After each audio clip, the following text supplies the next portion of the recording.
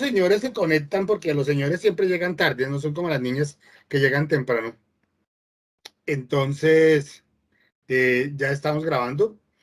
La sección de hoy era muy sencilla, es contarnos lo que cada uno entiende por libertad financiera y lo que cada uno entiende por fortalecimiento de marca. Entonces, pues te damos la palabra, Paola, para que tú nos cuentes qué es tu entender sobre estas dos frases, ¿no? ¿Qué consideras que sea la libertad financiera y qué consideras que sea el fortalecimiento de tu marca?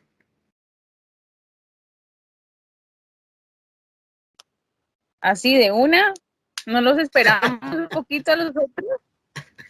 No me lo esperaba, no esperaba que fuera tan de repente. No, pues venos contando ahí mientras van llegando las personas, porque pues, ¿qué hacemos? Ok, Porque ¿qué? dame un Esperamos más segundo. tiempo, lo que ya después el tiempo es oro.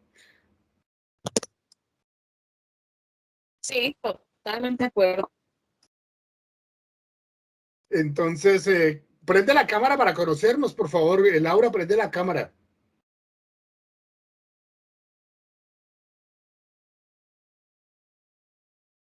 Nos pasó acá a las 4.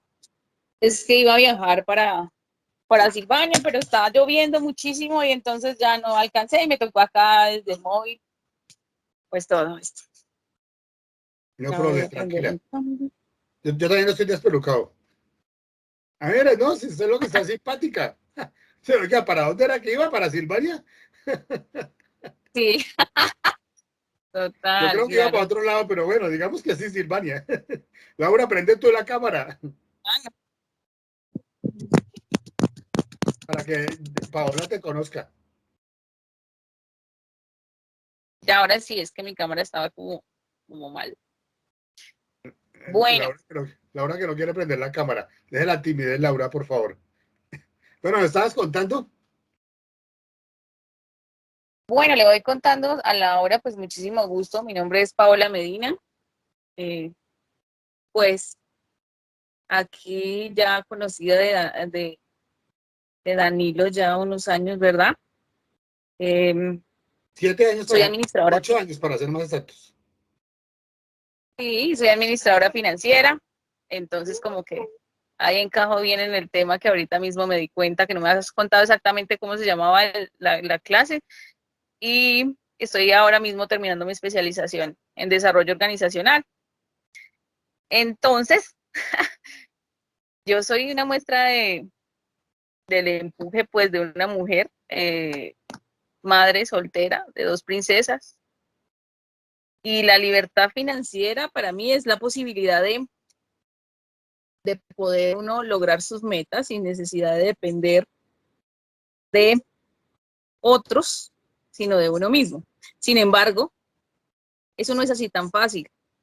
Emprender en este país es bien complejo. He tenido varios emprendimientos y digamos que he pasado por diferentes tipos de negocios que me ha dado también asimismo experiencias y pues seguramente de eso se trata, ¿no? De como de buscar por dónde es que uno puede llegar a lograr esa libertad financiera. En eso estamos, no sé, Danilo, ¿qué piensas tú?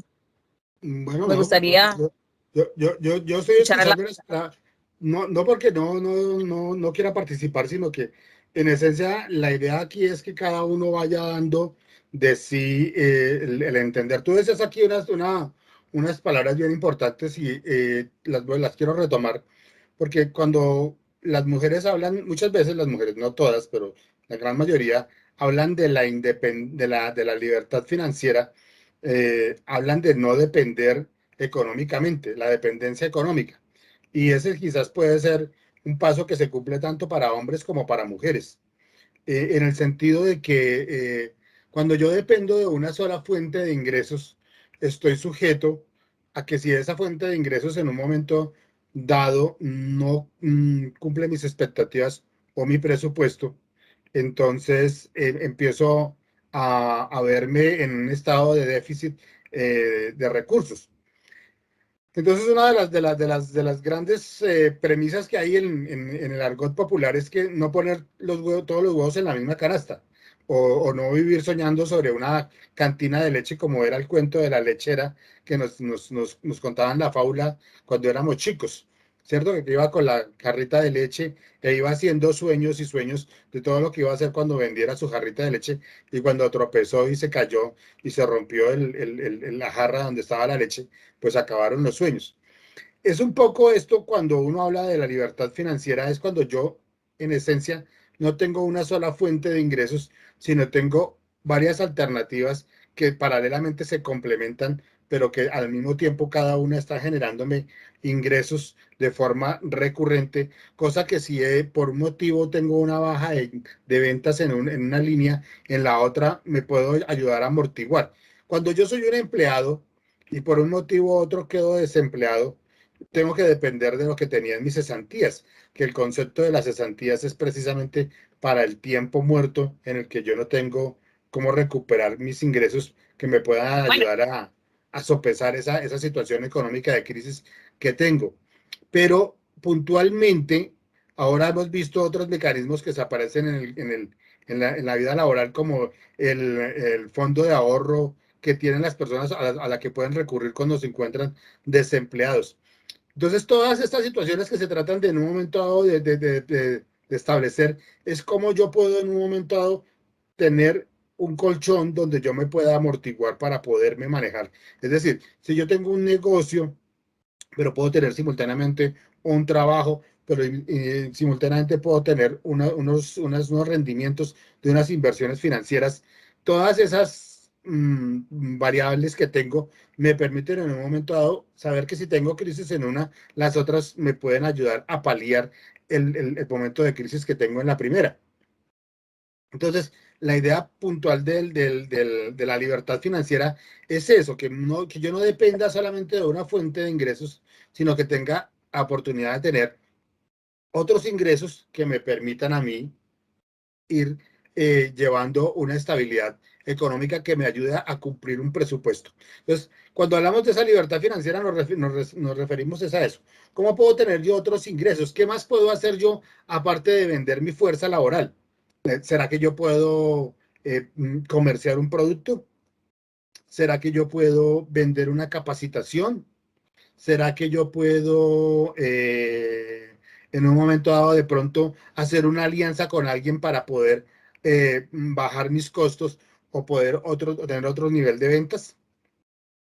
Pues cuando yo voy teniendo una serie de oportunidades que me van permitiendo a mí determinar los ingresos, pues eso me ayuda a uno, me ayuda a que me vaya complementando como si yo tuviera varias alcancías de donde pudiera echar mano en un momento dado.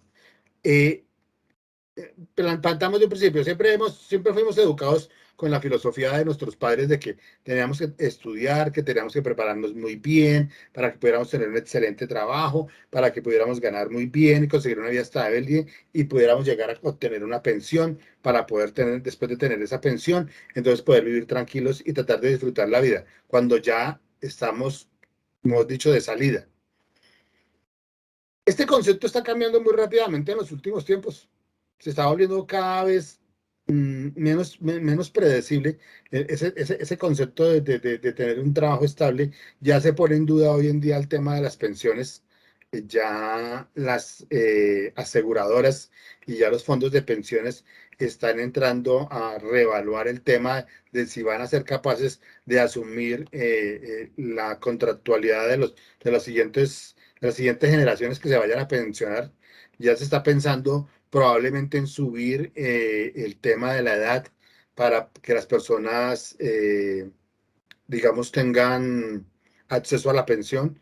Estamos ahorita en 62 años hombres, 57 mujeres, y se está pensando en subir la edad para que se pensionen tanto hombres como mujeres. Se hablaba de 67 años hombre y 62 mujeres para subir 5 años, lo cual haría que las personas pues sean más, tengan que seguir aportando durante más tiempo para esos fondos de pensiones. Entonces viene la gran pregunta: ¿la fuerza laboral de una persona a los 62, 63 años aún es relativamente estable para seguir trabajando. ¿Qué pasa con esas personas que de pronto ya por la condición de edad no son accesibles a conseguir una pensión? Y entonces se supone que los fondos mutuos o los fondos de ahorro de pensiones, como son los fondos privados, le establecían a uno una presunción de vida, es decir, le decían, usted puede durar 15 años, entonces el ahorro que usted hizo acá durante esos 15 años lo vamos a dividir. ¿Y qué pasa si la persona vive más de 15 años? ¿Cómo van a ser esos últimos años que pasen después de los 15 años que hayan pronosticado de vida? ¿Con qué va a vivir? O por el contrario, esas personas sí durarán los 15 años o durarán solo 5. ¿Y qué pasan con los ahorros que tuvo durante los 10? No se pueden recuperar, no se pueden heredar, ¿sí? Entonces esa plata que aportó la persona pasa al fondo de pensiones. O sea, hay muchas cosas que empiezan a convertirse realmente, entre comillas, en algo que se vuelve una duda, ¿no? Entonces, nuestros padres apostaron por una pensión, nuestros abuelos también de pronto apostaron por una pensión. Quizás nosotros ya no tenemos esa misma facilidad que tuvieran esas generaciones de pensar en una pensión, sino que ahorita tenemos que pensar en cómo podemos tener una estabilidad económica, una libertad financiera. Es decir, que no dependamos ni de un sueldo ni de una pensión, sino que si podemos tener otros ingresos, podamos llegar a tener esos otros ingresos que nos permitan a nosotros tener esa libertad financiera. Ahora, lo realmente importante de la libertad financiera es que sin que yo me descuide, yo pueda tener la tranquilidad de que siempre voy a tener los gastos fijos de mi presupuesto. Y acá es donde parte de la parte 2 del tema de la libertad financiera. Y es que la mayoría de las veces, cuando estamos trabajando, nosotros nunca trabajamos sobre un presupuesto. Y hasta cuando empezamos un negocio, tampoco trabajamos sobre un presupuesto. O cuando arrancamos con un emprendimiento, tampoco trabajamos bajo un presupuesto. Y es que un presupuesto es el que me va a dar a mí el punto de equilibrio para poder determinar a partir de qué momento yo empiezo a tener excedentes, ¿cierto? O a partir de qué momento empiezo a tener faltantes. Entonces, lo primero que tengo que establecer es mi presupuesto de vida. ¿Cuánto necesito yo para poder cubrir lo básico de mi vida? Alimentación, salud, vivienda, recreación, ¿cierto? Eh, los gastos de manutención, ¿cierto? Vestido, y tengo que mirar si tengo hijos, pues el vestido de esos hijos también. Entonces, cuando yo tengo ya ese presupuesto establecido, cada cuánto tengo yo que tener de ingresos mensuales, eso es el nivel mínimo de ingresos que yo debo tener, lo que me ayude a cubrir ese presupuesto. Cuando yo tengo ya ese nivel de ingresos establecido, que es decir, yo voy a hacer una suposición acá, necesito 3 millones de pesos para vivir. Con lo mínimo, el básico mínimo para vivir mío son 3 millones de pesos. Entonces, con esos 3 millones de pesos, yo tengo que cubrir los ingresos de esos 3 millones de pesos. Yo tendré que buscarme un trabajo, ¿cierto? Que me produzca esos 3 millones de pesos. O unos ingresos que me produzcan esos 3 millones de pesos. A partir de los 3 millones de pesos, yo ya empiezo a tener un excedente que me puede determinar, entre comillas, una libertad financiera. Entonces, ¿cómo puedo yo con ese excedente, sea el 10, el 20, el 30, el 40, el 50 o 60% de mis ingresos que yo reciba además, cómo los puedo yo poner en marcha para que esos el día de mañana, en el momento dado en que los 3 millones que tengo como renta básica para vivirse lleguen a suspender por X o Y motivo, me quedé sin trabajo, etc. Entonces, yo tenga ese colchón aquí que me permita poder cubrir esos 3 millones de pesos. Es decir, que yo ya tendría que estar produciendo 6 millones de pesos de ingresos, donde tengo 3 como colchón para el momento dado de que estos 3 de acá me hagan falta, yo los pueda nivelar. Entonces, esa es la parte de la libertad financiera. Cuando yo, a pesar de las vicisitudes que pueda tener, es decir, que me quede sin empleo, yo tengo cómo sobrevivir, cómo producir nuevamente esos gastos, esos ingresos para cubrir mis gastos básicos, ¿no? Para llegar a mi punto de equilibrio. Entonces, cuando yo logro esa libertad financiera es cuando tengo esa tranquilidad de que si ese ingreso se va temporalmente de mi lado, yo puedo tener cómo suplirlo y puedo empezar a ver cómo empiezo a generar nuevamente el colchón para tener otra vez nuevamente mi libertad financiera.